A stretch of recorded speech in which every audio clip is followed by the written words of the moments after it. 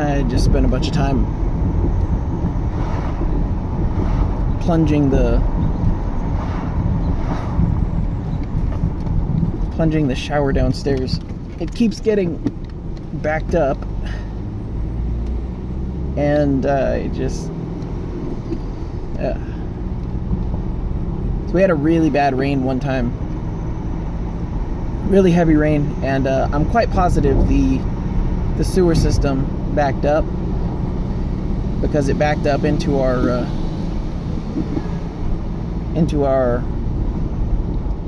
downstairs bathroom, and that was just terrible. You know, there are many joys of home ownership, and bad pipes is definitely one of those quote-unquote joys. Still totally worth it for no shared walls. Where I live, at least, the home is the cost of a 30-year fixed is monthly less than what rent would be. Actually, rather significantly less. So that's kind of neat. Plus, you know, ownership and all that stuff. I'm entirely under no illusion, I should say, that I quote unquote own the home. Alone is alone. I view it as every day is a nice gift to be in that house.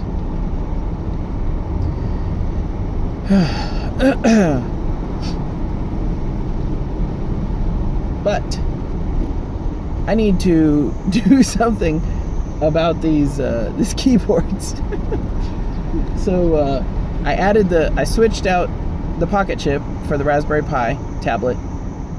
I don't have it running on a battery. I'm gonna see if I can, you know, turn it off and on when I get to my locations, because I can't realistically type into it while I'm driving, especially not with that battle cruiser. Let me just have to attach one to the steering wheel.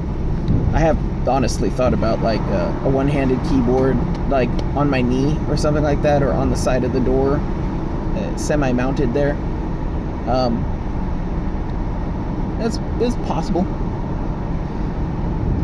It's just not a good idea, but I think the only thing that's going to work is having something that has, and I don't know why voice recorders got so expensive. It used to be you could have like a little digital memo recorder thing that was pretty cheap, you know, like $20, and now they're like $40 to $80 because the only people who want them are professionals, I guess, and they want like 1,100 hours of recording time with 30,000 features. I literally want like 2 minutes, and then I have to work within that limitation. You know, if I can't get it out in 2 minutes, or if I record too many clips and it fills up the buffer of 2 minutes, then I need to get them out, because that's the object, is to not let them stay in the recording state. So I need some kind of like system for checking recordings. If I can integrate this into, like, the pocket chip can do voice. You have to bridge a few solder connections, but it can, it can do voice. It's just not particularly outfitted for it, I guess. So if I could take that pocket chip and just have a hardware button on the outside, which this actually might even just be a separate piece of hardware, because it'll probably fit in there, and just grab it and hold it up to my mouth and say, you know, XYZ 1 2 3, and then let go. And then once it has a recording in its memory, one or more, it'll just blink. And that way I see that blinking and it annoys me, which is the primary way of getting me to do pretty much anything. That's how I get myself to do things, is to annoy myself with those things until I get so frustrated with them that I just do them. So I don't have to look at them anymore. but then that annoying blink would be going until I'm like, all right, fine, and then I listen to it and I transcribe it, and then it's out. It's back in the normal process tracking or to-do list item tracking system. Item tracking process. It's not really a system, but again, I'm just using existing software. Right now I'm just using emacs and a few, like a series of different ways of connecting to these files. So it's an org mode file that is accessible best through emacs, obviously because org mode. But when you run it in emacs on a device that will either have internet connectivity or not have internet connectivity, it will maintain the connection. So if I open that file at home where I have Wi-Fi and I drive to work, it loses Wi-Fi connection and it still tries to autosave that file. So that's one point though, it does try to autosave. If it fails the autosave, you're allowed to continue to edit the data in the buffer. So at any point, I can grab the pocket chip and be like, add stuff in with no Wi-Fi connection. And I can see feedback. It actually enters it into that buffer. So then later, when Wi-Fi connection is restored, when I arrive somewhere or when I turn on my phone, hotspot, it gets it gets reconnected, it does the autosave, and ideally, I perform the save at that point. Something a little bit more streamlined would probably be like a Dropbox or what is it? uCloud, MyCloud, OwnCloud instance, where there's a background daemon just running, checking for updates on the file, and then queuing those up to be sent to the server. Then obviously that file is being replicated lots of places. That said, the file itself is on my Dropbox under the pretense that I would make changes to the file and then save it. But I think Emacs is making it a little bit more accessible. I think it's handling all that back-end nonsense of maintaining the connection. And oh, by the way, all of this is through SSH. So Emacs does all of its tramp file connections, its remote file connections, through SSH or SCP, or you can specify other methods of connection.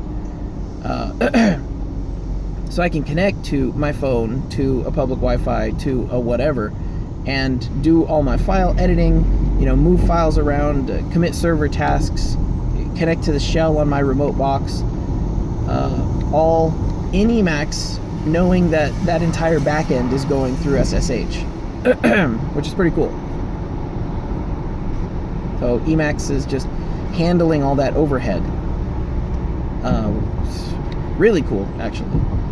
So that's the Emacs connection. Now, from a cell phone, when I do want to connect via a cell phone to edit that file, first of all, whenever I make changes to the file, I save it immediately. And so if I have a client open, like my pocket chip, and I'm using that, I make my changes, I save. I make my changes, I save. When I switch clients, if my other client already has that file open, I immediately revert. So revert to the file on disk, which means it'll reload the file from wherever it was saved last. Oh, it's good coffee. I love iced coffee. I love iced coffee and room temperature coffee. I have no idea why. I think it's because I can drink it faster. I generally don't like hot coffee.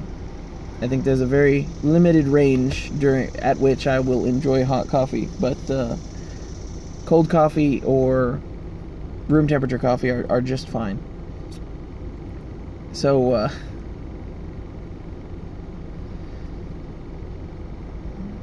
room temperature coffee, right? So I will pick up another client, and then pick up another device, and on that device I will immediately revert the buffer, so it'll load from whatever the save is, and then go from there. So once it reloads, I have all the latest information, and I can build up from there, and every change I make, I save immediately, or as immediately as I can. Because once that save takes place, it no longer does auto saving. So if there's no delta on the buffer, it won't auto save, which means the next box that I try to revert the buffer on, it'll complain if there's an autosave, because it says, someone else is editing this file, is actively editing this file. So again, Emacs is handling all of that, all of the, the revision process, the multiple people editing process, all of that. In cases where I'm not able to track all the connections, or what I was doing previously is with the cell phone, if you have Android, it's Android Lollipop, I think it's 5, Android Lollipop, whatever that is, or above, you can run Mosh, or run Termux, Termux, which is a very capable and very, very extensive shell. It's not a shell on the device, it just runs on, it's a shell application. It's like a virtual shell. It's very interesting. But it emulates a lot of things, and it actually has a lot of hooks for the phone connection, or for your phone's hardware. So things like kicking off notifications, vibrating, playing sounds, all of that stuff. Really, really good. And the only thing, frankly, that keeps me from developing a more in-depth bit of software for, full integration with the phone is basically that it is still Android and it is still a cell phone. So if I had a tablet that was running Android 10, or a phone that did not have any cell connection or anything, and just was Wi-Fi and had whatever Android requirement for Termux, I'd probably be writing for that. That would be it. That's why I'm looking at like stuff like the N810 or the N900. The problem is those are still, again, it's the same problem as the Pocket Chip. It's dead hardware. It's dead. I mean, I can keep it alive, but why would I want to keep it alive? I want to try something out. It has a, YouTube does different thumbnails, so I'm just gonna see if this one will get picked up automatically when I do this. You have to hold it for a little bit. I'm totally fine. This is safe. There we go. Let's see if that becomes a thumbnail. So that is not a power that's a power I will surely abuse. So that the phone device in that case can be open up Termux and run a full question mark version of Emacs, full terminal version of Emacs, and you can do basically the exact same thing, exact. Further, if you don't want to do that, or if you would rather maintain your sessions so that the file is only open in one place, you can mosh to your Tmux session, or mosh to your server, and then open a Tmux session that has a Emacs client running that has that file open. So you mosh into that server, or SSH, or however, from whatever client you want, and you hit the Emacs session, and from that Emacs session you can do whatever you want. And anyone who connects to that Tmux session, because those Tmux sessions can be shared, which is really powerful. So I can have 10, 30, or 2 clients connected to that same Tmux session, and it will just run. I mean, the different clients can fight over control and stuff, and that would be silly, but the point is I can do it. I don't have to worry about versioning or anything like that. I just have one place to edit the file, and I can do that from wherever. Mosh is also great for, Mosh will also cache all of the outputs. Mosh will also cache the outputs so that when it's disconnected, it'll store what you send it and then send it once it's connected. So in Mosh, I can have, and this is all keyboard commands. So I want to edit the file, or I want to add something to the list, and my phone is a Mosh connected, but it lost Wi-Fi. So it is not connected at all, but it does have the Mosh client running. I can type into a keyboard, into that phone, and write, go to the end of the file, open a new line, enter this information, enter, exit, insert mode. And that's it.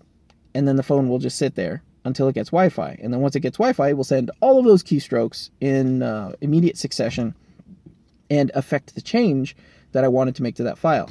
Even though I made that change, even though I pressed those buttons while it was completely disconnected. So very, very cool. And definitely an interesting solution for interesting connectivity problems, if that's a good way of putting it. Speaking of interesting problems, I have too many devices. I shouldn't say that. I have almost too many devices, and then I overloaded that with a gigantic keyboard. The battle cruiser. So I don't know what I'm going to do here, but I'm going to have to figure it out. Like trying the battle cruiser and the Raspberry Pi today, so we'll see what happens.